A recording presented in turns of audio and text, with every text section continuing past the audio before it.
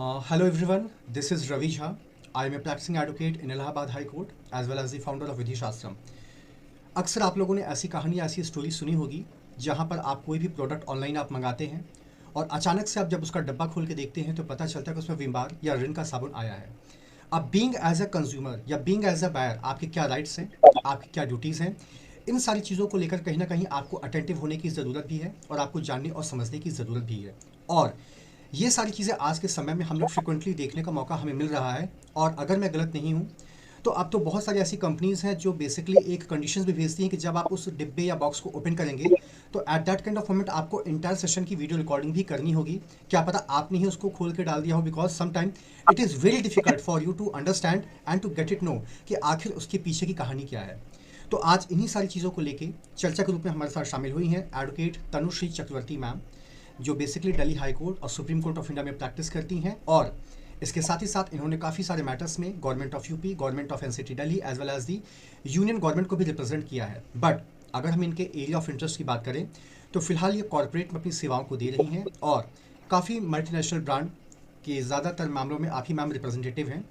तो तनु मैम, सबसे पहले तो मैं आपका स्वागत करता हूँ विधि शास्त्रम के प्लेटफॉर्म के ऊपर. Thank you so much. ये इस चैनल के लिए ऑनर की बात है कि आज आपका वक्त हमें मिला. तो तनु मैम, जो कोट मैंने अभी जिसका जिक्र किया है और जो चीज़ें हम लोगों ने आज के दौर में महसूस की है, तो ma'am I just wanted to know कि जो एक शब्द आता है दैट इज़ कॉल्ड आपका कंज्यूमर, जिसको कि हम आमतौर पर शुद्ध हिंदी में उपभोक्ता के नाम से जानते हैं. तो ma'am, as per your opinion, चूँकि मैम इसी फील्ड में आप अपनी सेवाओं को दे रही हैं और आपका एक अच्छा खासा एक्सपीरियंस है, तो what is your opinion in context to the world of consumer. और मैम, क्या कंज्यूमर को भी कैटेगराइज या क्लासीफाइड किया गया है क्या? Tanu ma'am ji, good evening everyone. Thank you so much Ravi sir for inviting me on your show and it's a great honor for me also. So sir, जैसे कि आपने पूछा कि कंज्यूमर क्या है, तो अगर हम ब्रीफली बात करें तो कंज्यूमर एक ऐसा व्यक्ति है या पर्सन है जो कि कोई प्रोडक्ट या सर्विस अवेल करता है. उसकी सबसे बड़ी कंडीशन है बायस गुड. तो एक कंसिडरेशन अमाउंट है, वो एक सबसे बड़ा इसमें मेजर पॉइंट होता है कि अगर आप कुछ पैसे देकर अगर कुछ प्रोडक्ट खरीद रहे हैं या फिर you are availing any service by purchasing that service, so you are a consumer. तो तनु मैम, सपोज करिए कि अगर हम एक एग्जांपल लें कि आपकी कोई शॉप है या आपका कोई ओपन मार्केट है और वहाँ मैं आया, मैंने आपसे कोई प्रोडक्ट लिया, ना मैंने आपको कोई पैसे दिए, ना ही आपने मुझसे पैसे मांगे कि अरे ये तो मेरे सर, इनसे मैं क्या पैसे मांगूँ. और उसके बाद मान लीजिए मुझे फूड पॉइजनिंग हो जाती है या मैं हॉस्पिटलाइज हो जाता हूँ, तो क्या बीइंग एज ए कंज्यूमर क्या मैं आपके ऊपर केस फाइल कर सकता हूँ या नहीं मैम? सर, इसमें एक पॉइंट है जो बहुत मेजर पॉइंट है, मैं वो डिस्कस करना चाहूंगी. अगर मेरी कोई शॉप है, मेरा कोई कमर्शियल बिजनेस है जो मैं चला रही हूँ और हमारे आपसी रिलेशन की वजह से अगर मैंने आपको कोई प्रोडक्ट दिया है, तो उसमें अगर आपको कोई डिफेक्ट हुआ है तो first of all as a personal relation मुझे उसे रिजॉल्व करना चाहिए. बिल्कुल. बट अगर वो सर्विस आपने फ्री ऑफ कॉस्ट ली है और आपने मुझे कोई कंसिडरेशन अमाउंट पे नहीं किया है, तो आप उसमें कंज्यूमर नहीं होंगे और कंज्यूमर फोरा आपके लिए आपको आपका केस एंटरटेन नहीं करेगी. तो आप कंज्यूमर की डेफिनेशन में फॉल नहीं करेंगे उसमें. तो ma'am, to cut a long story short, अगर मैं आपके ही वक्तव्य के ऊपर ध्यान दूं तो आपका बेसिकली ये कहना है कि अगर आप अपने आप को उपभोक्ता या कंज्यूमर की परिभाषा के दायरे में लेकर आना चाहते हैं तो उसके लिए at least you should pay some consideration in the form of money. Yes. तो मैम, जब यहाँ पे हम कंसिडरेशन की बात करते हैं तो जाहिर सी बात है कुछ प्रावधान मैंने भी कॉन्ट्रैक्ट में पढ़े हैं या अदर कमर्शियल लॉज में पढ़े हैं. तो यहाँ पे मैम जो मनी पे की जाती है या कंसिडरेशन जो भी होता है, क्या मैम ये फुल्ली भी हो सकता है या पार्टली भी हो सकता है या हाफ पार्टली हाफ फुल्ली भी हो सकता है मैम? सर, ये किसी भी तरीके से हो सकता है, क्योंकि आजकल जैसे हम और आप दोनों देख रहे हैं कि जितने भी प्रोडक्ट्स या सर्विस अवेल किए जाते हैं वो ईएमआई ऑप्शंस पे भी अवेलेबल होते हैं. तो हम उसमें पार्ट्स में हम पेमेंट करते हैं, तो इधर पेमेंट फुल्ली हो या पार्टली हो, अगर हमारी तरफ से पेमेंट या कोई कंसिडरेशन अमाउंट पे हुआ है तो हम उसमें कंज्यूमर की डेफिनेशन में फॉल करेंगे. ओके. तो तनु मैम, जब सवाल कंसिडरेशन का आया है तो आजकल एक ऐसा ऑनलाइन प्लेटफॉर्म है दैट इज कॉल्ड कैशिफाई. आपने शायद उसके ऊपर गौर किया होगा. तो वहाँ पर क्या होता है मैम, आपके पास अगर कोई पुराना फ़ोन है या प्रोडक्ट है, इलेक्ट्रॉनिक गैजेट है, तो यूजुअली आप उसको वहाँ पर देते हैं, वो उसकी एक वैल्यू लगाता है और उसके बदले में आप किसी प्रोडक्ट को लेते हैं. तो मैम, अगर हम इसको कॉन्ट्रैक्ट के पॉइंट ऑफ व्यू से देखें तो शायद इसके लिए एक वर्ड यूज़ किया that is called barter, goods के बदले गुड्स.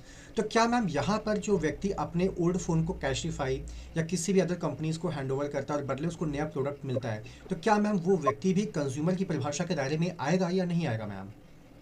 यस सर, आएगा, तभी वो कंज्यूमर कहलाएगा, क्योंकि even though is not paying directly, जी। Indirectly in the form of that product वो कंसिडरेशन पे हुआ है। ओके। तो उसका प्रोडक्ट एक्सचेंज हुआ होगा तो उसकी भी कोई वैल्यू रही होगी, जी बिल्कुल। उसकी मॉनिटरी वैल्यू है, तो वो कंज्यूमर में फॉल करेगा। इसमें सर मैं एक और पॉइंट जोड़ना चाहूंगी कि आप कंज्यूमर की डेफिनेशन में तभी फॉल करेंगे जब आप वो प्रोडक्ट अपने पर्सनल यूज के लिए खरीद रहे हैं या कोई Okay. सर्विस अपने पर्सनल यूज के लिए खरीद रहे हैं। कंज्यूमर कभी भी कमर्शियल या फिर आगे रीसेल के लिए फॉल नहीं करेगा कंज्यूमर की डेफिनेशन, अगर कोई भी इंसान अपने कमर्शियल पर्पसेस या फिर रीसेलिंग पर्पसेस के लिए प्रोडक्ट खरीद रहा है। तो मैम अगर आप एक कंज्यूमर हैं तो उस प्रोडक्ट का यूज़ सिर्फ आपके लिए ही हो सकता है, आप उसको कॉमर्शियल पॉइंट ऑफ व्यू से, जी रीसेल पॉइंट ऑफ व्यू से या रिटेल पॉइंट ऑफ व्यू से आप बिल्कुल भी उसको नहीं कर सकते हैं। जी तो तनु मैम, यहाँ पे बीइंग एज ए कंज्यूमर आमतौर पे एक उपभोक्ता के क्या क्या राइट्स होते हैं, क्या उनके अधिकार होते हैं, मैं आपके माध्यम से जानना चाहूँगा। सर बहुत ही बेसिक राइट्स हैं। राइट टू सेफ्टी है, राइट टू इंफॉर्मेशन है, राइट टू चूज है, right to be heard, right to redressal. अगर मैं थोड़ा थोड़ा इन सबको एक्सप्लेन करूं तो जितने भी प्रोडक्ट्स हैं वो सेफ हो, हजार्डियस ना हो, हम्म। और वो की लाइफ या प्रॉपर्टी को एंडेंजर ना कर रहा हो, ये उनके पास राइट है कंज्यूमर के पास। इंफॉर्मेशन का राइट है, जो भी आप प्रोडक्ट या सर्विस अवेल कर रहे हैं उसके बारे में पूरी डिटेल इंफॉर्मेशन, उसकी प्योरिटी के बारे में, उसका स्टैंडर्ड के बारे में, एमआरपी, उसका वेट कितना है, उसका सेलर कौन सा है। तो ये बेसिक राइट्स का राइट है कंज्यूमर के पास। ओके। राइट टू चूज है उनके पास कि आप मल्टीपल, आपके पास ऑप्शंस है, मल्टीपल शॉप्स हैं आपके पास, तो एक प्रोडक्ट खरीदने के लिए आपके पास मल्टीपल ऑप्शंस हैं। तो अगर मैंने फॉर एग्जांपल मैंने आईफोन खरीदा है अमेजोन से, जी। तो मेरे को एप्पल ये नहीं बोल सकता कि आपने क्योंकि अमेजोन से खरीदा था तो आपके पास सर्टेन राइट्स आपके खत्म हो चुके हैं। ओके। तो I have a right to choose a product from anywhere, where I like. Okay. Right to be heard, every consumer has a right of redressal. मेरे पास राइट है कि मैं उस प्रोडक्ट या सर्विस के अगेंस्ट ग्रीवियंस रेस कर सकूं, या तो ब्रांड पे, मैन्युफैक्चरर पे, या फिर कंज्यूमर फोरा पे। ओके। मेरे पास कंज्यूमर अवेयरनेस का राइट है, हम्म। किसी भी प्रोडक्ट को अगर मैं खरीदने जा रही हूँ तो मेरे पास उस प्रोडक्ट के बारे में जानने का पूरा राइट है। मेरे को कोई भी रिटेलर या कोई भी शॉप या कोई भी ई कॉमर्स एंटिटी मुझे उसके इन्फॉर्मेशन देने से मना नहीं कर सकती कि हम इस प्रोडक्ट के बारे में आपको नहीं बताएंगे इन्फॉर्मेशन। तो ये सर्टेन राइट्स हैं जो कंज्यूमर के पास हैं। बिल्कुल। तनु मैम, यहाँ पे आपने एक शब्द यूज़ किया, दैट इज कॉल्ड आपका एमआरपी। अगर हम इसको इंटरप्रेट करें तो usually it indicates maximum retail price. जी तो मैम क्या एमआरपी वो पर्टिकुलर अमाउंट है कि जो हमें पे करना है, या मैम हम उससे कम भी पे कर सकते हैं या निगोशिएट कर सकते हैं? Is this practically possible? Sir, MRP जो प्राइस होता है वो ब्रांड या मैन्युफैक्चरर वो अपनी तरफ से उसको सेट करके देती है। ओके। आगे रिटेलर या होलसेलर उसको कम प्राइस पे भी बेच सकते हैं according to the quantity and quantum they have of that product, but हम उससे ज्यादा नहीं बेच सकते हैं। एज अ होलसेलर अगर मैं कोई भी प्रोडक्ट 10 रुपए में खरीद रही हूँ तो मैं उस पर डिस्काउंट करके 9 रुपए में बेच सकती हूँ, 9 रुपए बट में। मैं उस पर अपने चार्जेस लगा के उसको 10 से 12 रुपए का नहीं बेच सकती। मतलब मैक्सिमम आप 10 रुपए तक ही बेच सकते हो, उससे ज़्यादा आप नहीं बेच सकती हैं। जी, उससे अच्छा। कम में कर सकती हूँ बट उससे ज्यादा नहीं कर सकती। अच्छा मैम, यहाँ पे मेरा एक छोटा सवाल आप है जो मैंने प्रैक्टिकली फेस भी किया है, जी कि जब कभी भी हम कोई ऑनलाइन प्रोडक्ट लेने के लिए या मार्केट में जाते हैं तो वहाँ पे हम उसको टैली करते हैं फ्लिपकार्ट से या अमेजोन से, बहुत सारी चीज़ें फिर हम दुकान पे जाते हैं। जी अब वहाँ पे मैम दुकानदार हमसे क्या कहता है कि ऐसा एक्सेल की बिल तो मैं आपका 10,000 का ही बनाऊंगा या 11,000 का बनाऊंगा, लेकिन आप हमें कम पैसे दे देना। नॉर्मली वो 9,500, 9,000, 10,000 का बिल बनाता है, पैसे हमसे लेता है, लेकिन एक्चुअल जो अमाउंट होता है बिल पे वो ज़्यादा होता है। तो मैम क्या इससे हमें फ़ायदा हो रहा है या उस पर्टिकुलर शॉप ओनर को फ़ायदा हो रहा है मैम, या नुकसान किसको हो सकता है इससे? सर, ये प्रैक्टिस बहुत ज्यादा कॉमन है, बट ये बिल्कुल गलत प्रैक्टिस है। ये अनफेयर ट्रेड प्रैक्टिस में आएगा। ओके। आप बिल अलग का बना रहे हैं और अमाउंट अलग ले रहे हैं। आप उस अमाउंट को एज अ कंज्यूमर बाद में क्लेम नहीं कर पाएंगे अगर उस प्रोडक्ट के साथ आपसे कुछ कुछ गलत होगा आपके साथ। तो वो जो रिटेलर होते हैं वो बिल बनाते हैं आगे अपने जीएसटी क्लेम करने के लिए, तो वो ज्यादा का बिल बनाते हैं, जो कच्चा बिल भी हम कई बार जी बोलते बिल्कुल बिल्कुल। हैं। तो वो बिल्कुल गलत है। ये प्रैक्टिस हमें नहीं आगे बढ़ानी चाहिए, और एज अ कंज्यूमर हमें बिल्कुल वेल अवेयर्ड होना चाहिए। ये हमारी ड्यूटी है। अगर एज अ कंज्यूमर हमें काफी सारे राइट्स मिले तो एज अ कंज्यूमर हमारी कुछ ड्यूटीज भी बनती हैं जो हमें फुलफिल करनी बहुत इंपॉर्टेंट। तो मैम क्या आप मुझे वो ड्यूटीज़ बताएंगे कि वो कौन कौन सी ड्यूटीज़ है being as a consumer which you need to fulfil? जी सर, सबसे मेन ड्यूटी है हमें अवेयर होना। ओके। हम एज अ कंज्यूमर अवेयर नहीं हो पाते। हम्म। अगर याद होगा तो जागो ग्राहक जागो करके जी। एक स्कीम थी 2005 में जो सरकार ने निकाली थी। जी मैम। 2005 से आज 2025 चल रहा है, हम्म। मोर देन अ डेकेड हो चुका है, बट आज भी हम कंज्यूमर्स को बहुत ही छोटी और बहुत ही सिली मिस्टेक्स हम करते हुए देखते हैं, जैसे कि अभी हमने बिल के बारे में डिस्कस किया। तब भी हम इतने सारे राइट्स हमारे पास हैं और हमारी सारी चीजें अवेल हैं, कोर्ट है हमारे पास, एनसीएच वेबसाइट है हमारे पास, नोटिस का ऑप्शन है हमारे पास, एन नंबर ऑफ ऑप्शन है, बट हम फिर भी अपनी ड्यूटीज को पूरा नहीं करते हैं। तो हमारी पहली ड्यूटी यही बनती है कि हमें अवेयर होना है, जो भी हमारे पास राइट्स है क्या सही है क्या गलत है, पता हर कस्टमर को होता है, बट हम अपने उस टाइम के छोटे टाइम के फायदे के लिए हम अपना बड़ा ड्यूटी को हम फॉलो नहीं करते। तो दूसरे हमारे पास हमारी ड्यूटी है इन्फॉर्मेशन सीख करना, कि जो भी प्रोडक्ट हम खरीद रहे हैं उसके बारे में हमें पूरी इन्फॉर्मेशन हो। फॉर एग्जाम्पल मैं इसको एक एग्जाम्पल के तौर पर समझाना चाहूंगी कि आप किसी भी टीवी शॉप पे जाते हैं, आपको टीवी रखना है, तो आपके पास शॉपकीपर आता है और आपके पास सेलर आता है और वो आपके पास बहुत सारी टीवी का ऑप्शन दिखाता है, और हम देखते हैं कि हमें ये अच्छा लग रहा है कोई भी XYZ टीवी, हम उसको घर ले आते हैं। हम जब घर पे अपने इंस्टॉल करते हैं, अनपैक करते हैं, हम 1-2 दिन में यूज करते हैं और हमें लगता है कि जो हमें चाहिए था वो तो ये प्रोडक्ट है ही नहीं, बिल्कुल, या जो हम सुन के आए थे वो प्रोडक्ट ये है ही नहीं। जी। तो ये हमारी ड्यूटी बनती थी खरीदते टाइम कि हम ये पूरी इंफॉर्मेशन जाने, वो टीवी का क्या डायमेंशन है, वो कौन सी ब्रांड का है, वो हमें कितने डेसिबल पे उसका स्पीकर होगा, हमें उसकी क्या स्पेसिफिकेशन देखनी है। तो ये सारी इंफॉर्मेशन कलेक्ट करना एज अ कंज्यूमर हमारा राइट है। तो Tanu ma'am, with due respect, suppose करिए जो एक कंज्यूमर होता है usually that's a layman person. जी सपोज करिए मैम, मैंने आपको today as a panellist invite किया है in the field of consumer affairs. जी तो मैम ये मैं मान के चलता हूँ कि जितनी वास्ट जानकारी आपके पास होगी उतनी शायद मेरे पास ना हो। जी तो जी मैम जो कई बार जो कंज्यूमर्स होते हैं they are not very much aware. जैसे मुझे याद है कि अगर आप कोई टी शर्ट मार्केट में लेने जाए या कोई ट्राउज़र लेने जाए, तो वहाँ पीछे टैग मैम नेक के पास लगा जाता है कि आपको आयरन करना है कि नहीं करना है, जी आपको निचोड़ना है कि नहीं निचोड़ना है, धूप में सुखाना है कि नहीं सुखाना है। तो जी यूजुअली मैम वहाँ पे बीइंग एज ए कंज्यूमर, क्योंकि मैम हर व्यक्ति अवेयर नहीं है, और ये मैम ऐसी छोटी छोटी जानकारियाँ हैं जो आप हर किसी को दे भी नहीं सकते हैं। तो क्या मैम इसके लिए central government, state government, even though district government की तरफ से क्या कोई ऐसा स्कीम या कुछ ऐसा कैंपेन चलाया जाता है ताकि लोगों को जो कंज्यूमर की परिभाषा के दायरे में आते हैं उनके राइट्स के बारे में उनको अवेयर किया जा सके? सर, जैसे कि मैंने बताया अभी, जागो ग्राहक जागो एक जी। बहुत अच्छी और बहुत ही लाजवाब स्कीम थी, हम्म। और वो अभी भी चली आ रही है। अगर हम गवर्नमेंट की एनसीएच वेबसाइट पे जाएंगे, नेशनल कंज्यूमर हेल्पलाइन करके एक वेबसाइट है, मैं ओके। अब सारे व्यूअर्स को भी बताना चाहूंगी। जी। एनसीएच नाम से एक वेबसाइट है, नेशनल कंज्यूमर हेल्पलाइन, हम्म। जिसमें हम अपने सारे ग्रीवेंसेस और हमारे सारे जो भी हमारे इश्यूज हैं, कंप्लेंट हैं, हम वहां पे दर्ज करा सकते हैं। हर कंपनी की एक अपनी रिड्रेसल टीम होती है, जो टीम हमारी कंप्लेंट्स पढ़ेगी और हमें उसको रिजॉल्व करेगी हमारी कंप्लेंट्स। तो सर, गवर्नमेंट ने सारी इनिशिएटिव चलाए हुए हैं, और जागो ग्राहक जागो हमने टीवी पे देखा है, न्यूज़पेपर पे देखा है, प्रिंट मीडिया पे देखा है, हर जगह देखा है।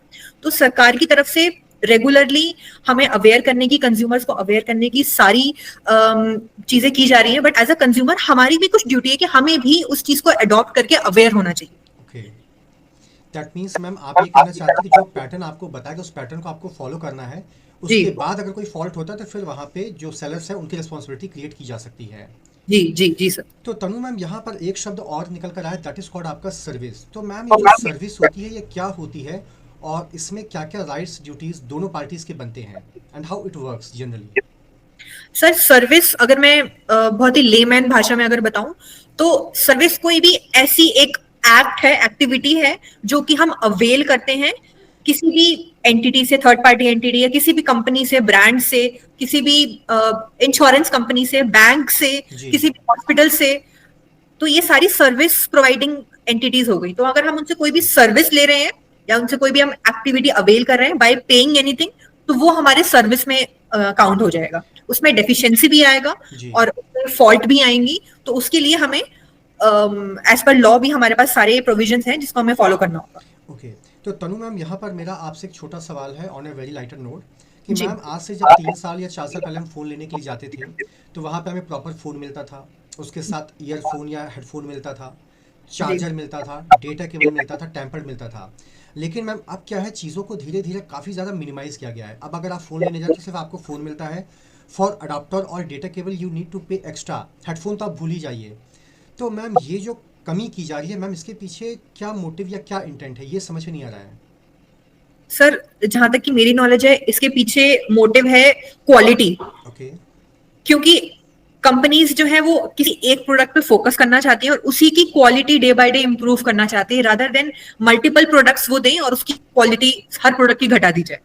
तो मैम इस हिसाब से तो आने वाले वक्त में ऐसा होगा कि जब आप फ़ोन लेने जाएंगे तो एज ए पजल गेम की तरह वो फ़ोन के पार्ट्स आपको दे देंगे कि ठीक है आपको हर पार्ट के लिए you need to pay extra, और जाके आप घर पे असेंबल कर लीजिए। सर एक कंपनी, मैं भी इस चीज से बहुत ज्यादा जी मैं फेस करती हूँ कि मुझे भी लगता है कि हाँ, चार्जर और डेटा केबल तो जो बहुत बेसिक है, जो हर फोन के साथ आना चाहिए, बिल्कुल बिल्कुल। बट कंपनी को कोई गवर्नमेंट या कोई भी अथॉरिटी फोर्स नहीं कर सकती कि आपको इस प्रोडक्ट के साथ ये भी देना ही पड़ेगा। तो जी कंपनी जी की अपनी चॉइस है, वो क्या प्रोवाइड करें, कितने अमाउंट प्रोवाइड करें, वो price listing, price deciding company के ऊपर है, उसमें क्या क्या फीचर्स होंगे ये कंपनी के ऊपर है, हम्म। क्या क्या उसमें उसके साथ मिसलेनियस चीजें होंगी वो कंपनी के ऊपर है, सारे कंपनी के ऊपर है, वो क्या देना चाहती है, कितने अमाउंट में देना चाहती है, अच्छा मैम और अगर एज अ कंज्यूमर जी कि हमें क्या चाहिए और क्या नहीं चाहिए। अच्छा मैम, यहाँ पे मेरा छोटा सा और सवाल है प्रैक्टिकल, कि आमतौर पे जब हमारा फ़ोन वारंटी पीरियड में होता है, ठीक है, अब हमारे फ़ोन में कोई प्रॉब्लम आ गई, हम उसको लेके सर्विस सेंटर गए इस उम्मीद के साथ कि हमारा फ़ोन रिपेयर हो जाएगा at the cost of ₹0, because हमारा फ़ोन वारंटी पीरियड में है।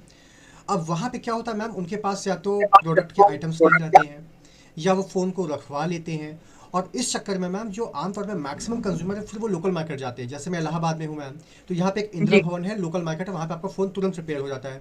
आपके दिल्ली जी। में नेहरू विहार या कुछ आई थिंक ऐसी कोई जगह है नेहरू जहाँ प्लेस। नेहरू प्लेस है मैम। जी तो जी मैम कई बार मुझे लगता है कि ये जो बड़े बड़े कस्टमर केयर जो सर्विसेज सेंटर हैं, ये जानबूझ के करते हैं ताकि आप वहाँ तक अपने ग्रीवेंसेस को लेकर आए ना। द मोमेंट आप अपना फ़ोन लेकर जाएंगे तो सर ये जाहिर सी बात है वो आपका फ़ोन रखवा लेंगे। अब जाहिर सी बात है जो काम 10 मिनट के अंदर नेहरू प्लेस वाला कर सकता है, लोकल मार्केट वाला कर सकता है, उसी काम को करने के लिए ये 4 से 5 दिन लेते हैं। और आपकी डेटा भी आपके कहते हैं, आप अपने डेटा का बैकअप लेकर आइए। तो मैम आपको नहीं लगता कि यहाँ पे कहीं ना कहीं बीइंग एज ए कंज्यूमर आपको हैरेस किया जाता है? क्योंकि मैम ये चीज़ें हैं ना, मैंने बहुत फेस की हैं।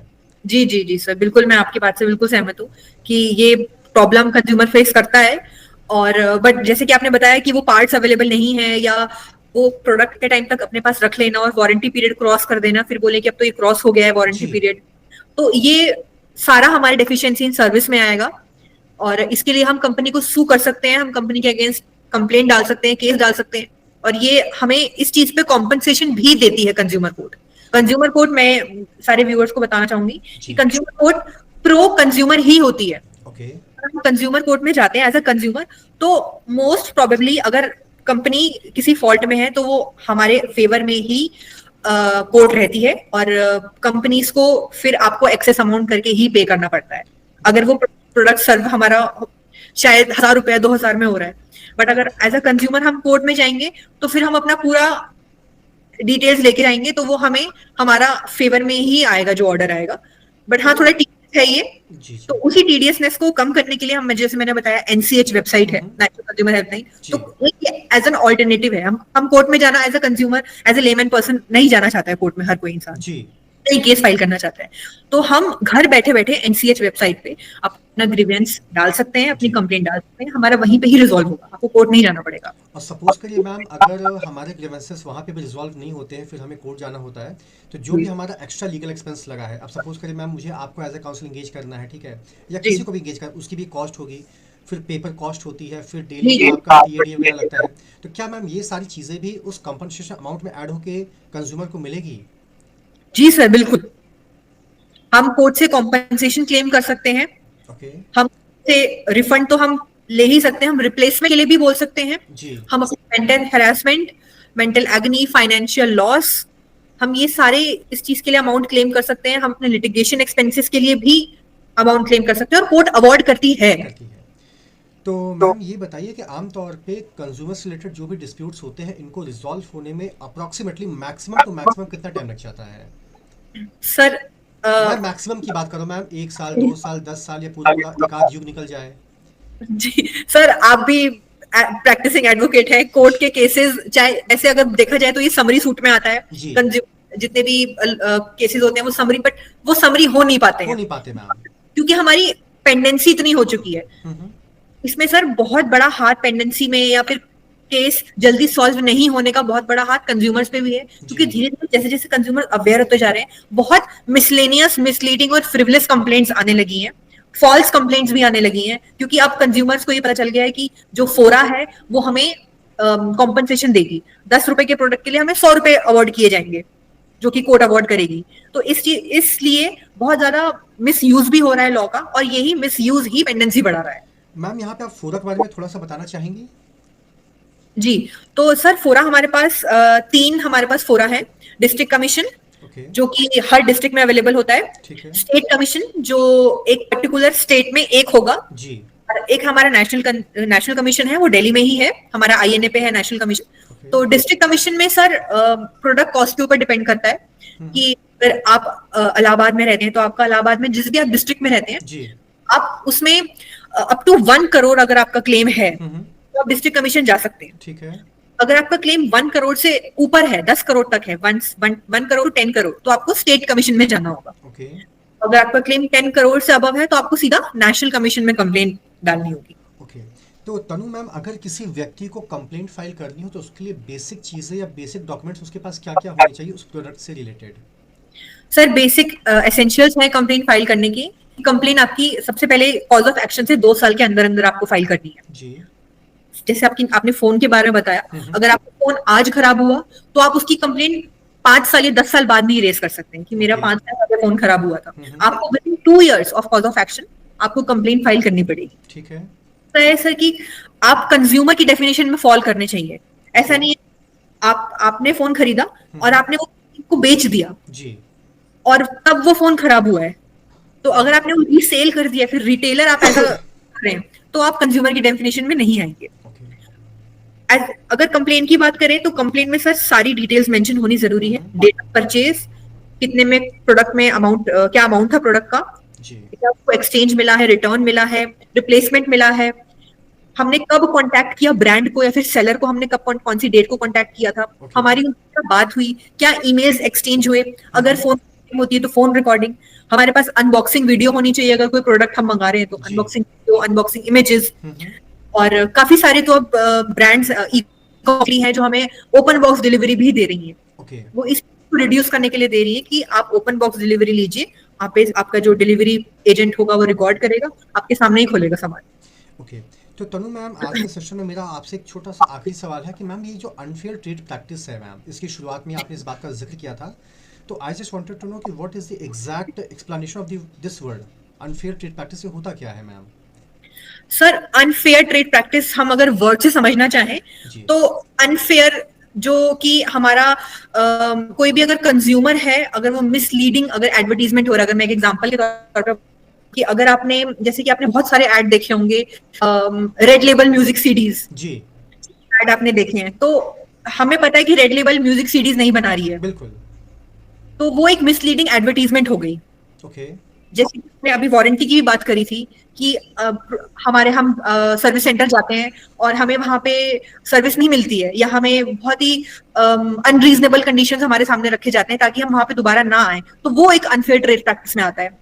अगर हमें कोई खरीद रहे हैं और हमें उसकी एमआरपी के बारे में नहीं बताया गया है, या अगर हम कोई ऑयल की बोतल खरीद रहे हैं और ऑयल में लाइसेंस नहीं है एफएसएसएआई का, जी, तो वो एक, अगर मैं फिर भी उसको बेच रही हूँ तो वो एक अनफेयर ट्रेड प्रैक्टिस में आ रहा है। मैं एमआरपी से ज्यादा सामान बेच रही हूँ, वो अनफेयर ट्रेड प्रैक्टिस में आ रहा है। तो तनु मैम, जैसे कि अभी आपने मिसलीडिंग एडवर्टीजमेंट का जिक्र किया, तो जी आई होप मैम आपने भी कभी ट्रेन में ट्रेवल किया होगा या बस में ट्रेवल किया होगा, तो वहाँ जी मैम एक नोटिस बोर्ड लगाया जाता है कि मनचाहा प्यार, सौतन से छुटकारा, गड़ा हुआ धन वापस पाए, गृह कलेश। तो क्या मैम इनके अगेंस्ट भी कोई एक्शन हो सकता है क्या? जो बाबा बर्फानी या बाबा तूफानी होते हैं, बंगाली बाबा, कि सिर्फ जी 24 घंटे में आप मनचाहा प्यार पाएं, जी तो ये क्या होता है मैम? क्या इसके खिलाफ भी कुछ एक्शन लिया जा सकता है? सर बिल्कुल लिया जा सकता है। अगर वो कोई मिसलीडिंग एडवर्टीजमेंट है या फिर कोई ऐसा एडवर्टीजमेंट है जो इलीगल है, जी, तो जो प्रोडक्ट या सर्विस बेचना या खरीदना इलीगल है, अगर उसके लिए मैं कोई एडवर्टीजमेंट कर रही हूँ तो वो उसके लिए बिल्कुल हम कंप्लेंट रेज कर सकते हैं, उसके अगेंस्ट कंप्लेंट रेज कर सकते हैं, और ये बिल्कुल इलीगल है। बिल्कुल इलीगल है। तो thank you so much Tanu ma'am अपना कीमती वक्त देने के लिए, and I am damn sure कि जो भी जानकारी आपके माध्यम से हमें मिली है, इसका फ़ायदा कहीं ना कहीं सभी लोगों को देखने को ज़रूर मिलेगा। और इस उम्मीद के साथ मैं इस चर्चा को यहीं पे समाप्त करना चाहूँगा मैम, कि ज़रूर एक बार फिर आपसे आने वाले समय में किसी और टॉपिक को लेकर ज़रूर मुलाकात होगी मैम। आप कुछ कहना चाहेंगी? सर मुझे बस मैं ये कहना चाहूंगी कि आई होप व्यूअर्स को काफी इन्फॉर्मेशन मिली होगी, और जितने भी व्यूअर्स हमारे परेशान होते हैं, कंज्यूमर एज अ कंज्यूमर परेशान होते हैं, फिर किसी बायर से परेशान होते हैं, तो उनको अब एज अ रिजॉल्व पता चल गया होगा कि अब कहाँ जाना है उनको। बिल्कुल, बिल्कुल। और तनु मैम, जैसा कि मेरे पास भी डायरेक्ट या इनडायरेक्ट काफ़ी सारे कॉल्स हैं, मैसेजेस आते हैं समय समय पे, तो जाहिर सी बात है अगर कोई ऐसा मैटर होगा तो मैं ज़रूर आपको रेफ़र करना पसंद करूँगा। ताकि जी जी एटलीस्ट उनको एक सही गाइडेंस तो ज़रूर मिले। क्योंकि मैम आज जी की डेट में क्या है मैम कि प्रैक्टिस तो सभी कर रहे हैं, नॉलेज भी सभी के पास है, लेकिन मैम एग्जैक्ट एप्लीकेशन जो है वो बहुत ही कम लोगों को पता होता है। जी क्योंकि मैम मैं खुद हाई कोर्ट में प्रैक्टिस करता हूँ, तो कई बार वहाँ पे इवन जजेस हमसे कहते हैं कि मिस्टर काउंसिल, जब आपके पास अल्टरनेटिव रेमेडी थी डिस्ट्रिक्ट लेवल पे या अदर फोरम पे, तो आप डायरेक्टली हाई कोर्ट आप कैसे आ गए? बिल्कुल बिल्कुल तो सर। फिर मैम मजबूरन या तो वहाँ पे हमें पिटीशन को विड्रॉ करना रहता है, या तो फिर हमारी पिटीशन को डिसमिस कर दिया जाता है। जी जी तो जी। आई होप मैम कि इसका फ़ायदा सभी लोगों को बहुत ही शानदार तरीके से मिलेगा। एक इसका मैं एक और एग्जांपल देना चाहूंगी। जी अ, आज से कुछ टाइम पहले जितने भी बिल्डर बायर जितने भी डिस्प्यूट्स होते थे, जी ये सारे कंज्यूमर कोर्ट्स ओपन रहते थे, अभी भी हैं। जी बट क्योंकि बिल्डर बायर के इतने ज्यादा डिस्प्यूट हो गए थे, जो बिल्डर्स थे वो बहुत ही ज्यादा मनमानी जी करने लगे थे, तो उनको देखते हुए अलग से रेरा बनाई गई। जी तो अब भी कंज्यूमर आते हैं कंज्यूमर कोर्ट्स में, बट उनके पास रेमेडी अवेलेबल है रेरा जाने की। तो ऐसे से धीरे धीरे लॉ इवॉल्व हो रहा है, कमीशन इवॉल्व हो रही है। और अगर एज अ कंज्यूमर है, एज एडवोकेट भी हमें कई बारी चीजें नहीं पता होती हैं। जी जी बिल्कुल धीरे धीरे हमें सर कंज्यूमर्स को भी अवेयर करेंगे, और इस वीडियो के थ्रू ही काफी कंज्यूमर्स तो अवेयर होंगे ही। बिल्कुल बिल्कुल मैम। और कहीं ना कहीं आपने एक हिंट भी दे दिया है कि जो आपके साथ अगली मुलाकात होगी, ज़रूर उसके अंदर रेरा के टॉपिक को भी कंसीडर किया जाएगा। जी जी जी सर जी। ठीक है, thank you so much ma'am, thanks lot for thank you being so here. Much.